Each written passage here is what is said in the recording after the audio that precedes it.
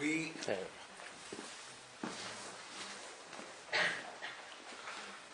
This is our third session in this series about relationships, and I would like tonight, before we're done with the portion we're going from Tomer Devorah, there is one more element, another piece that Rabbi Moshe Cordovero points out that I think it's essential for any relationship. Because Hashem, after this, we're going to focus more on marriage. On marriage, and also the very last session would be with Hashem about relationship with Hashem. But you see, one of these, we said, HaKadosh has given us a model to create relationships, and that model is the relationship we have with Hashem. So we are supposed to emulate in our personal relationships between each other the example that Hashem sets, right? The way Hashem, the qualities of the characteristics that HaKadosh Baruch Hu has. So we were referring back to this pasuk in Micha, in the Navi, about the attributes of HaKadosh Baruch Hu. One of these attributes is that Hashem is l'sherit nachalato. Right? Maybe we alluded to this, that HaKadosh Baruch Hu refers to Am Yisrael as his Yisrael Am Kerovo. Right? We have it in Tehillim, that we are related to HaKadosh Baruch Hu. There is a relationship.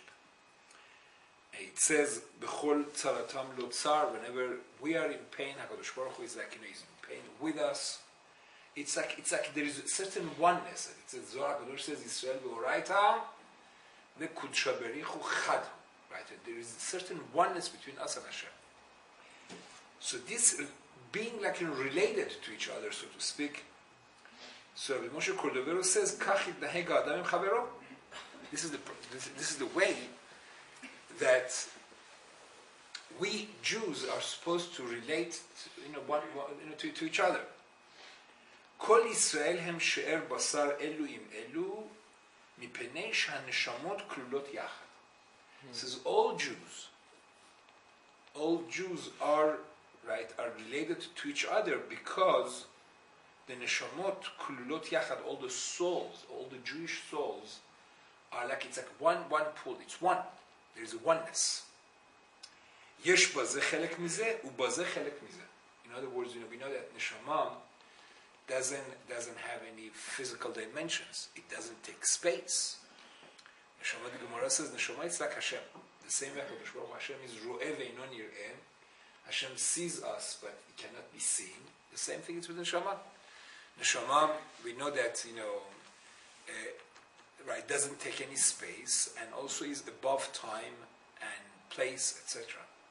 So that's why it could contain, in the Neshama, Moshe Cordovero is saying, Ubazeh chelek mizeh. He says, we have, in each one of us, in our Neshama, we contain spark of a Neshama of all the Jews in the world. That's the reason why, you meet strangers, and sometimes you have certain vibes that this person, right, they're Jewish. And it's not because of the shape of the nose or this and that. It's just they have a certain feeling that this is. So Rabbi Moshe Cordovero says this is because of this fact that we are saying that she'erit nachalato, that there is closeness, is a relationship. V'yesh bazeh chelek mizeh ubazeh chelek mizeh. Each one of us contains in his neshama spark of the neshama of all the Jews all over, right? So he says, "Velachen ra'ui la'adam liyot chafetz b'tovato shel chavero." So Rabbi Moshe Cordovero gives us a totally different dimension of what does it mean v'ahavta l'recha kamocha. Right? V'ahavta l'recha kamocha. It's really in a real sense. It's a literal sense, because when you see a Jew and you love him, it's like you're loving yourself, because this person has a spark of our neshama. ולכן ראוי לאדם להיות חפץ בטובתו של חברו, ואינו טובה על טובת חברו. Right? And he should have a good eye, so to speak, and benefit of everybody's for their to look at, to watch out for their goodness. וכבודו יהיה חביב עליו כשלו. And their kavod, their honor, their respect should be important to him like his own. שהרי הוא ממש, because this is you. I mean, exactly, it's you have, every Jew has a spark of his neshama in everybody else. So, ומטעם זה נצטווינו ואהבת לך כמוך. And because of this, we are commanded of ואהבת לך כמוך, וראוי שירצה בכשרות חברו ולא ידבר בגנותו כלל. If a person, would look at any other Jew in that sense, so then automatically he wouldn't want to say lashon hara because he's like talking about himself, right? And it's and he would want to, right? ולא ירצה בו כדרך שאין הקדוש ברוך הוא רוצה בגנותנו לצערנו. ביתם הקרובה, the same with הקדוש ברוך הוא, right? Wants that closeness to us, and he would like. HaKadosh Baruch Hu doesn't like it when even the prophets say bad things to Hashem about the Jewish nation. There are a few instances we see that the Talmud talks about, HaKadosh Baruch Hu even punished prophets. Moshe Rabbeinu alav shalom. Moshe Rabbeinu said lashon hara on the Jews. He said, "They're not going to believe in me." What happened to him? What did he say? Right, what happened to Moshe Rabbeinu when he said bad? I got sarat. What is sarat? Because it's saying lashon hara. Right. So Hashem was saying Hashem doesn't tolerate when even his chosen prophets say derogatory and negative things about the Jewish nation. Right. It's Moshe Rabbeinu said od ma'atus kaluni. So Hashem, if you're almost going to stone me. Hashem said, no, none of that. Go pass in front of them. You see, you're not going to do anything. Then they love you. Don't say bad things about my children. And we see it, by Yeshaya, by other prophets, over and over. So the same way, because it's she'erit nachalato. So the same way, Rabbi Moshe Cordovero says, כדרך שאין הקדוש ברוך הוא רוצה בגנותנו ולא בצערנו מטעם הקרובה. So he says we should follow. So this is the model that we need to follow in dealing with other Jews, because that's realization that there is part of me in every other Jew. So Rabbi Moshe Cordovero says that these, he elaborates some other elements, but he says these few things that we mentioned here. He says these are really the foundations for creating proper relationships. Any type of relationship, and specifically when it comes to marriage, right? The few things that we spoke about: tolerance, right? We spoke about being givers, etc., and not takers. We spoke about chafetz chesed. You remember, to look for the positive, not to be fly-natured, right? Appreciation, right? These are some of the elements that. That Moshe Cordovero points out in Tomer Dvorah. Now, you see, when it comes to relationships, and tonight I would like to dwell on this a little bit. This should be the focus of tonight's gathering. It's about holding grudges and about frictions. Do you want to give me a chumash, please? Torah, Rashi. So. You see, we have to realize that in any kind of relationship, it's very normal, right, that frictions do take place. We bear all what we said in mind, etc., etc. But in reality, right, frictions are, it's part of the game, right? You see, I like to. When I was a student at Hebrew U, I always say it over. I was 18 years old. I had a roommate, because there you would choose. I wanted to Shomer Shabbat roommate. So Baruch Hashem, I was very fortunate with that. Right, the types of roommates that I had. So the first roommate that I had was Israelis. After they finished the army, then they go to college.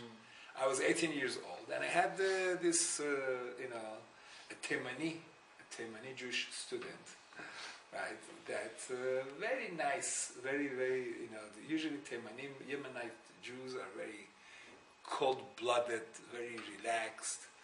So he was my roommate, and when he introduced himself to me, he said he was in the army. He was in the Israeli Navy, in the submarine, one of the submarine units. And he told me, he said, look, he says a lot of Taimani, Yemenite Jews are there in the Navy. I asked him why. He said, because first of all, there is not much space. It's very, space, it's very, And also he says there is a lot of frictions there. In the submarine, somebody just came back on the cruise, they were telling me how, this constantly, this huge, like a city, the waves, shake it like like straw. So he was saying, so you need people, because there are so many frictions there, and also the one, so the Yemenite soldiers are perfect. First of all, they are small, usually, compact, and also they say in Israel, they say, Yamani Bared. Bared means cold like ice. Say, they don't get angry, right? They bump into each other, etc., right? So then we were discussing, especially any kind of relationship, and also, especially when it comes to marriage, it's a situation that you're like in a submarine. There are a lot of frictions. Frictions are, always. The Gemara tells us that Kishem shepartufehen shonim, kach deotehen shonot. The Gemara says the same way that you would not find two people that look alike, exactly. Kishem shepartufehen shonim. Their features, their faces look different. Kach deotehen shonot. The same way, people's are their characteristics are different. Their natures are different. And especially when it comes to marriage, it says, HaKadosh Baruch Hu says clearly, Lo tov hayot adam levado, e'eseh ezer kenegdo. That's what the Torah says. It says, Lo tov hayot adam levado. It's not good for a person, for Adam to be levado by himself. We saw that because really, the only way we could improve ourselves is through relationships, right? So it's to become givers, etc. It's through Lo tov hayot adam levado.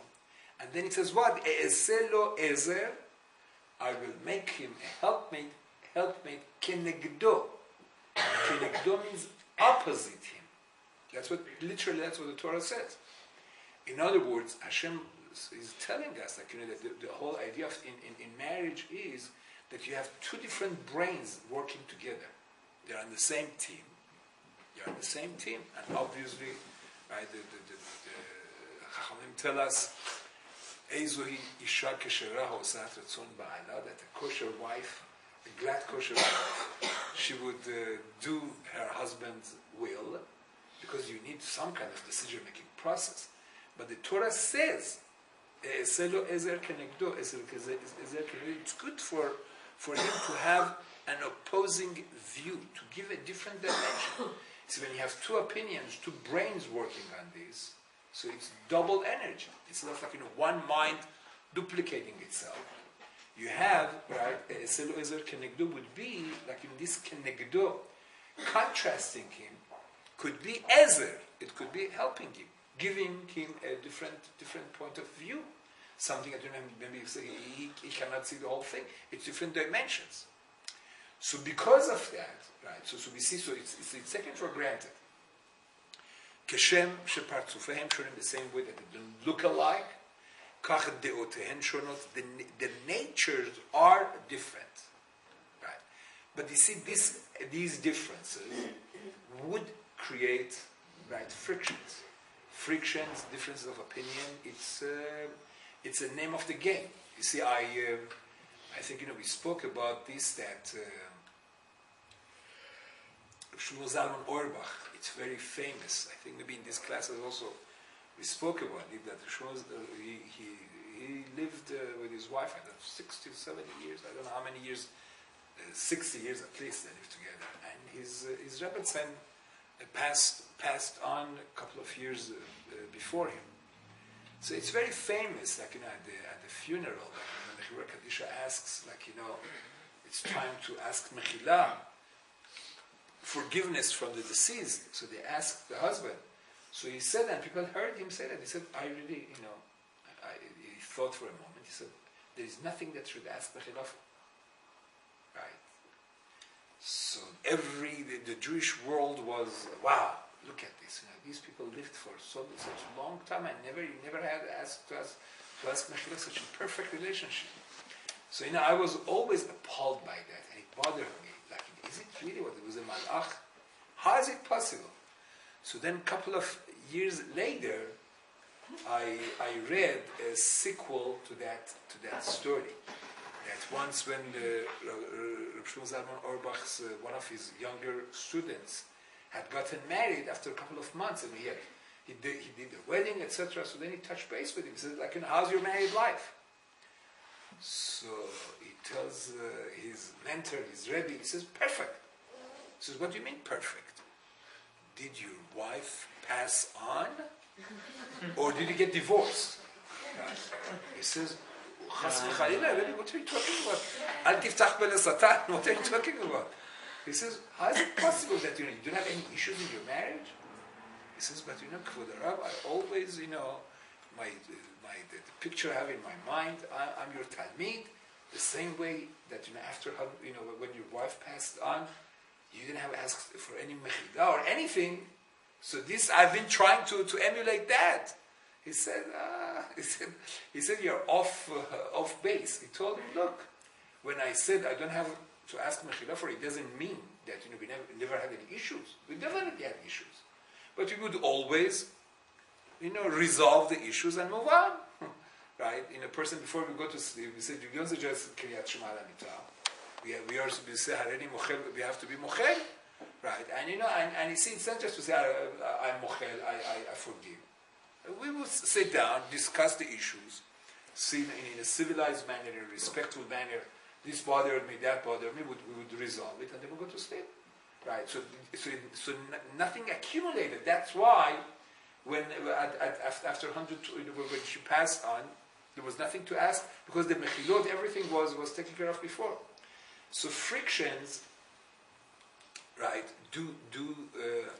are common and are to be expected. But the art is how to resolve, right, these kind of disputes, difference of opinion, etc., in a civilized manner. Kavod is the most important thing in marriage, is mutual respect. That's why Rambam brings from the Gemara that this is the way all Jewish families, right? It has been something of envy to other nations, source of jealousy, right? When Bilam looked at the way at the Jewish tents, so he says, "Ma tovu ohalecha Yaakov." Right? This was the enemy of the Jews. But he said, Ma tovu, how beautiful are your ohalim. Ohel, it's a house. Right? He says, you see, this having this kind of, relationships, right? Kavod, so Rambam says, what's the secret?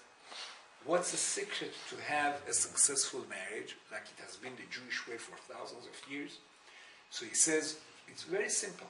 He brings from the Talmud that, that the husband should love, right, to strive to love his wife like himself, right? As we said, Arizal says, "V'ahavta l'cha kamocha," and the re'acha that says relate to your spouse, right? Because in one of the 7 blessings, Sheva Barachot after marriage, we say Ahava v'achva shalom ve'reut. Reut means friendship. So Arizal says, when he says "V'ahavta l'cha kamocha," first and foremost, it's talking about husband and wife. This is what he says, "V'ahavta l're'acha kamocha." So he says, so a person is supposed to love his spouse like themselves, and umechabedam yoter begufo, and he has to have kavod for her more than himself.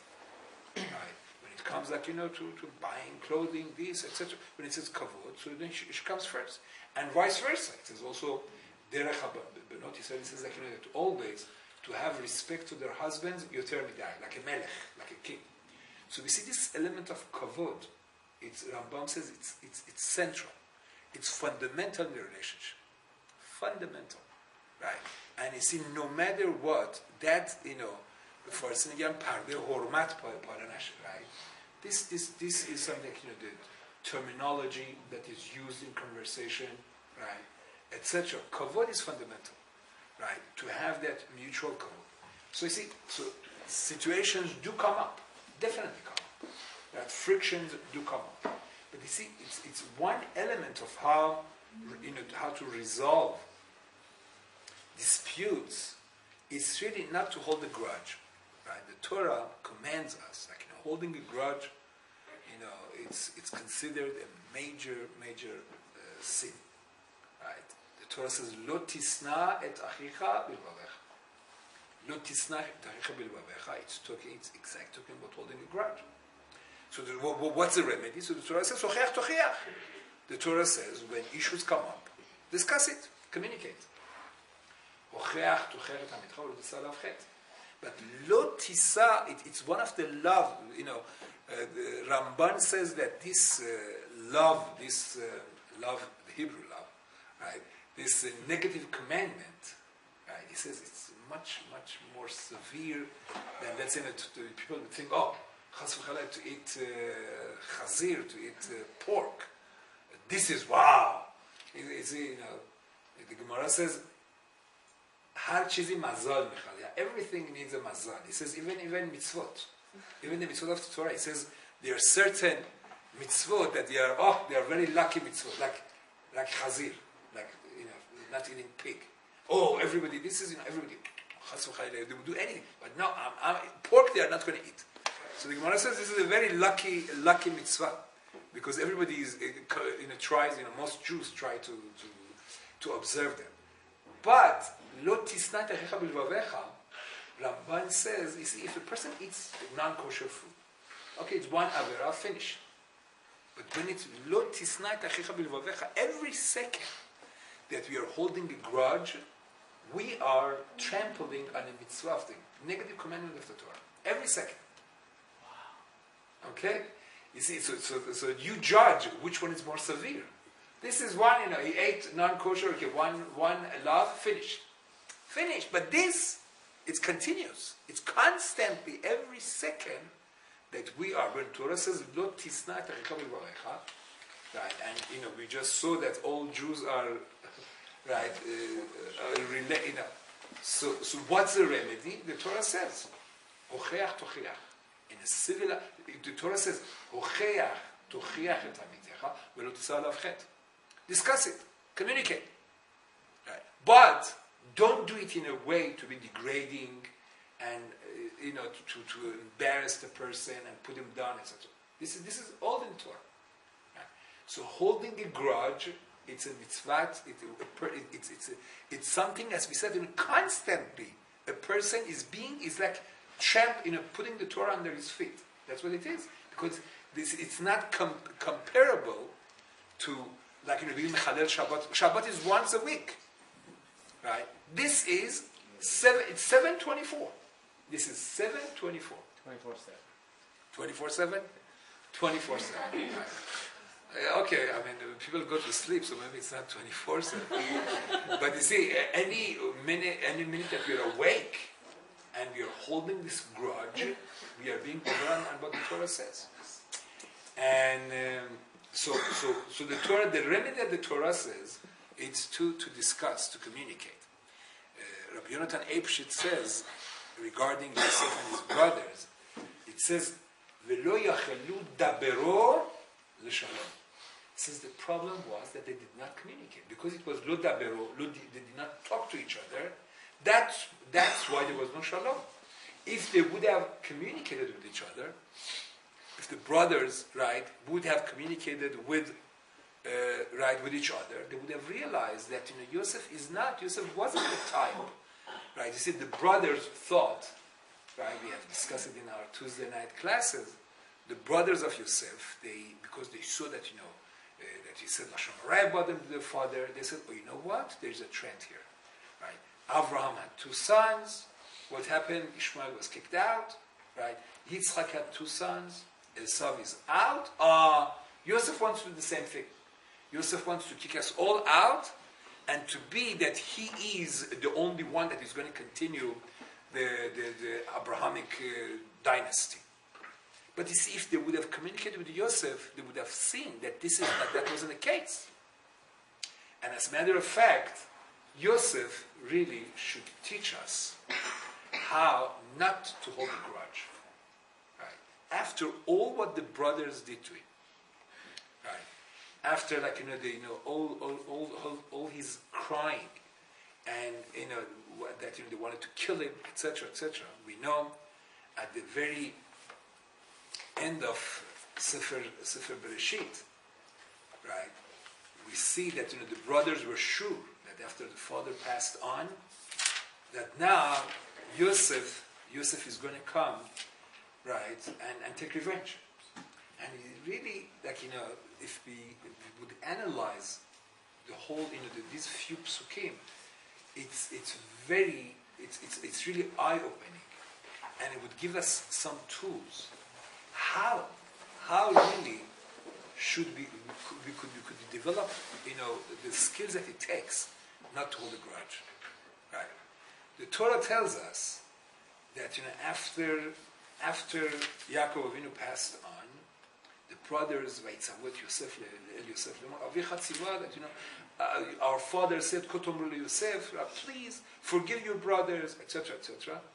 Right? So it's questionable whether really Yaakov said such a thing or not, but the brothers were scared because they knew that if it would have been them, what would they have done? So they went, the slaves. Yosef tells them, look, al tirau, ki atachat elokim ani. He says, look, don't be scared. Am I God? Atem chashavtem alai. You had bad thoughts about me. Yes, no question. You were wrong. Elokim chashava letova. Leman, right? But HaKadosh Baruch Hu, right? Hashem had other plans, right? In other words, Yosef HaTzadik is telling us that, you see, when such a thing happens to a person, and you see, obviously, they came to apologize. If they wouldn't have come to apologize, maybe the scenario would have been different. They came to apologize. They regretted. And you see, Yosef HaTzadik also, when did he reveal himself? When did he reveal himself to his brothers? After he saw that they had done Teshuvah Gumra, complete repentance. When he saw that they were willing to sacrifice themselves for Binyamin, and Binyamin is the full brother of Yosef, right? And he had heard them before, that they said, oh, we were wrong, all these things that are happening, it's because all the wrong things we did to our brother, to our brother, Yosef HaTzadik saw that they wanted to do tshuva, and they apologized, etc. So now how does Yosef HaTzadik bring himself not to hold a grudge against them? He says, look, there is HaKadosh Baruch Hu runs the world. You had certain plans, whatever, you had machshavot ra'ot, but you see, he realizes that HaKadosh Baruch Hu is running the world. He says, look, it's not you, Hashem had his plans. Right? Hashem had other plans. By the way, Maharal says that's also the reason why Yosef sent to his father 10 donkeys, exactly 10 donkeys, loaded with all kinds of gifts and goods. How come 10? And how come Chamurim? So Maharal says that, Yosef was giving his father a very profound message, to be forgiving of his brothers. How many brothers were involved in selling him? 10. There are 12 tribes. Yosef is the one who was the victim. Binyamin wasn't involved. 10 tribes. So Yosef was telling his father the following: look, my brothers were like chamorim. A chamor, a donkey. You put a load on it, and it carries it. Does the chamor know what he's carrying? No.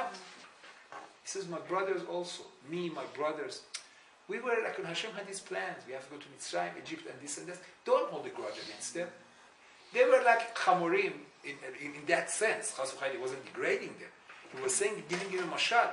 The same way, like a donkey carries a load, doesn't know what he's carrying. The same way, my brothers, here there was a divine plan. Like, Bnei Israel, they have to go to Galut, they have to go to Mitzrayim. So don't hold it against them. And here he says the same thing. He said, and the same, this is, right, when it says, the Torah says, Lo tikon velo titor, don't take revenge. How could a person not take revenge? So the Mepharshim say, Chinuch brings it. He says, you have to realize, look, it's not this person. He's not the one, right? If I didn't deserve this one way or another, Hashem would have allowed this to happen through this person.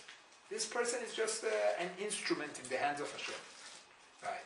So this Yosef HaTzadik is using the same tool to teach us how is it possible really not to hold a grudge. He says, it's on you, right? HaKadosh Baruch Hu had other plans, and look how far he goes. He says, the Torah says that Vayar Yosef, it says,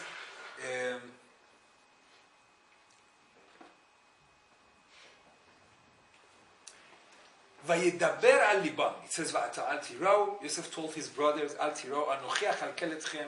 I am going to take care of you and your families, your kids. And then he says, Vayinachem otam. He consoled them. Vayedaber al libam. He said words that settled on his heart. What did he say? What is this last thing that, Vayedaber al libam? So Rashi says an amazing explanation. Rashi brings from a midrash. Vaydaber al libam devarim hamitkablim al halev. He told them words that sit on a person's heart, so to speak. What did he say? He says, Ad shelo yaradtem lekan. He says, till before he came down to Mitzrayim, he's telling his brothers, Hayu meranenim alay shani eved. They were saying, Lashon Hara about Yosef, that who's this slave, this Jew boy? He came and became he's a nobody, a slave. Right? It was just, he was lucky that he became now the highest position in Mitzrayim. Va'al yedechem, you see now Yosef is thanking his brothers. Va'al yedechem nodar shani ben chorin. Now, everybody knows that I wasn't a slave. I'm coming from a very look. They see for such a thing at Castle Carver. I have all these families. Look at my brothers. I have family. I have this and that. You did me a favor. That's what Yosef is saying. Like, not only I don't have a grudge against you, you did me a favor. He says, "Va'al yedechem nodar shani ben chorin va'ani horeg etchem." If I would kill you, what you going to say? You're going to say, Kat shel bachurim ra'ah. He saw like in a bunch of guys, a gang of guys, and he said, oh, these are my brothers. Right? Ulevasuf haragotam. Right? Yesh lecha ach shu hareg et echav. Is there a brother to kill his brothers? So you see, Yosef HaTzadik, this is, you see, Yosef HaTzadik, he is the epitome, showing us also the techniques, how not to hold a grudge. You have to realize. This thing happened, it's Mishamayim. HaKadosh Baruch Hu has his ways, right? If Hashem didn't want this to happen, it would not have happened, right? And to be like in that kind of position, to be able, right, to let go, right, and to be, and you see, we are careful to keep Hashem's mitzvot. This is probably one of the most severe mitzvot lo ta'aseh that you have in the Torah. Lo tisnai et achicha b'levavecha. And it's in relationships. In your relationships and also in marriage. So you see, some techniques that therapists use for relationships. They talk about thinking in terms of the relationships like a bank account. See, if you have a bank account that you constantly deposit, so sometimes also could withdraw, right? It would be good when we have in a marriage or in other relationships, when we see we have a relationship with an individual, and constantly, because of the good points of the relationships, deposits are made into this bank account. So if sometimes there is a withdrawal, or sometimes a check bounces, still look at the savings that you still have in that relationship. Right? To look at the big picture and not dwell on one incident. You see, if you remember, how many years ago was it that Israeli soldier was kidnapped by Hamas in Nachshon Waxman was his name, I think? Probably at least 15 years ago. Right? That, they kidnapped an Israeli soldier, and then the Israeli commandos, attack, and the whole world was saying Tehillim for the Nachshon Waxman. It was an American, from an American family that had moved to Israel. So you see, it was very moving to me that afterwards the father became very prominent in Israel. The father. Now, unfortunately, when the Israeli commandos raided, they knew where he was, and he got killed. They killed the terrorists, and unfortunately, Nachshon also. Hashem Yikom Damo. Nachshon also was killed. But you see, then afterwards, some Israeli, reporters, they interviewed the father.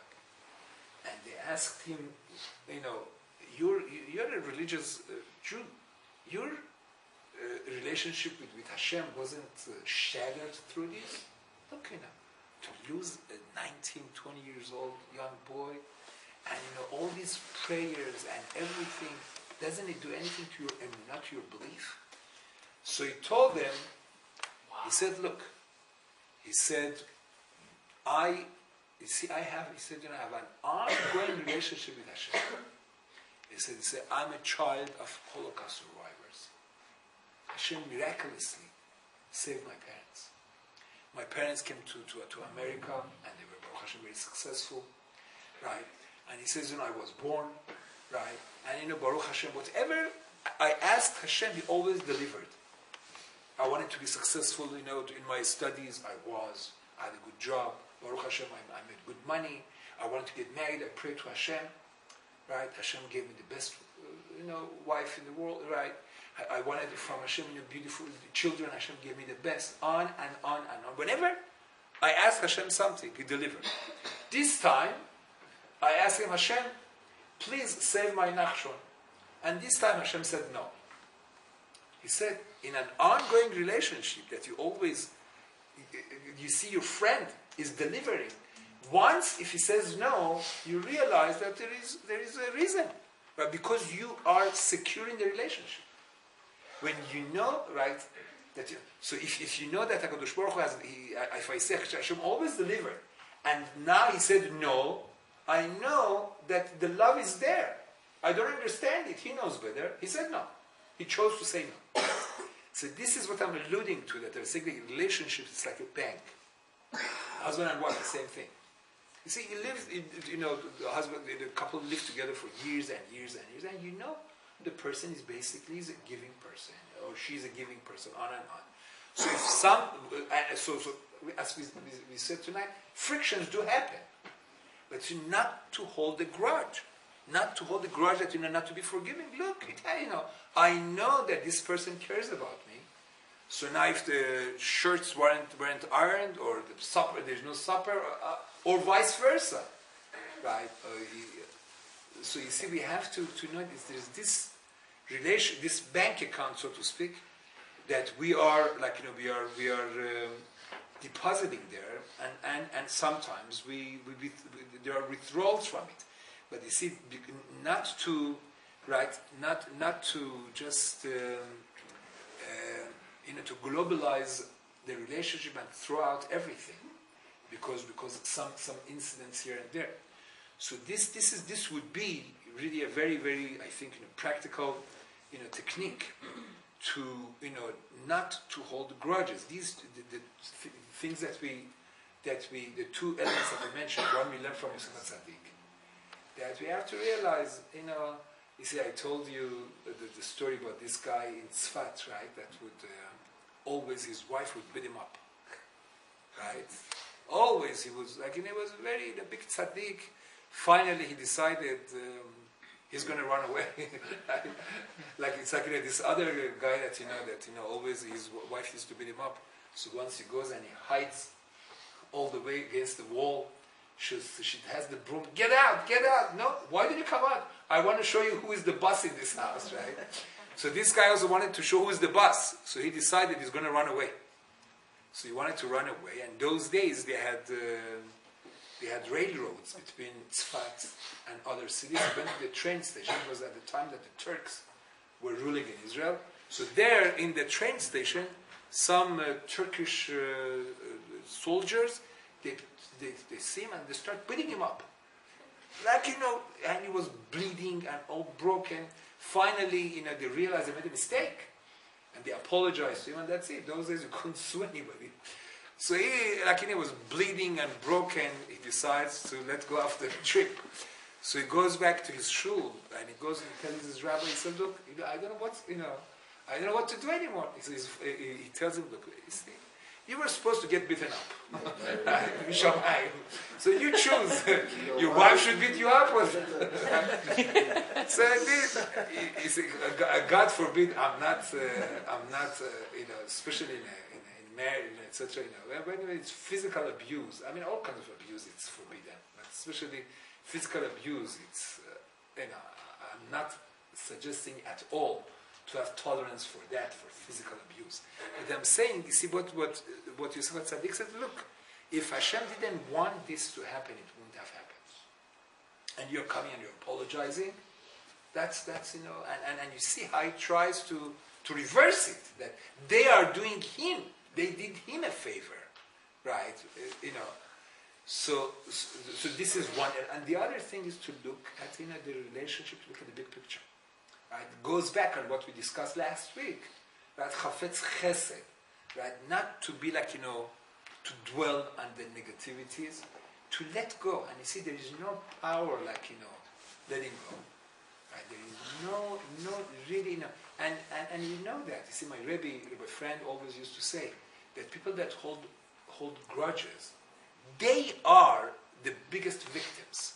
It's like some kind of infection within a person's body, and when you let go, right, you are the one who really doesn't hold a grudge, and lets go. He's the one that really stands, or she, to benefit the most from that. So we have to realize, and you see, so frictions. It's normal. It's it's very normal for that to happen.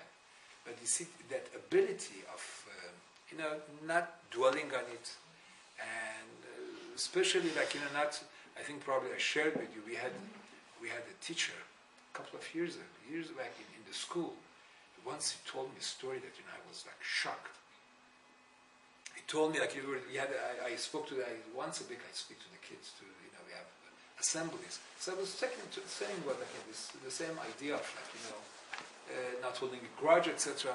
So she told me, Zargari, I want to tell you a story. He said, me and my husband, she said, if we have we have made up with ours among us, whenever there's an issue, before we go to sleep, we have to settle it. You know why we made that? This is because I had a friend that she had a fight with her husband, and her husband died that night. And they went to sleep without making peace. And it wasn't hopefully not related to this, but she says that she cannot live with herself, right? So he says that's why we made this rule, that we take it seriously when it says before we go to sleep, that this is our rule. And you see, the famous story of Rav Levi told my father, both of them, Zichronam Livracha, right? My father, was a teacher for Tzara Torah for years in Iran. So once my father told me that, Rav Levi told the teachers, a group of teachers, that, at one point, they had snitched out. There were some young Persian Jewish guys that had become involved with the Communist Party, Hezbollah today in Iran, right? And they were against religion and Torah and everything. So they went to the police or whatever, or to the Persian Secret Service, and they said that Rav Levi is the agent of the British or the Russians. I don't know. They made that, and they put Rav Levi in jail in one of the cities, not to be named, right? So Rav Levi told my father he said, I could not go to sleep for a couple of nights. He asked him why. He said, because I could not forgive them. And if I can't forgive them, so I can't say Kriyat Shema. To say Shema Yisrael, you have to say, it's not just Shema Yisrael, Hareni Mochel V'Soleach. Right? That, I forgive whoever wronged me. I couldn't do that. So he says, it took me a few days that, finally I told myself, look, these are Tinokot Shenishbu. They were they don't understand this and that. I was able to bring myself to kind of to let go of them, and then say, Hareni Mochel V'Soleach, and then I went to sleep. But it's not that he couldn't go to sleep. He couldn't go to sleep because he couldn't say Kriyat Shema, because he couldn't say Hareni Mochel V'Soleach.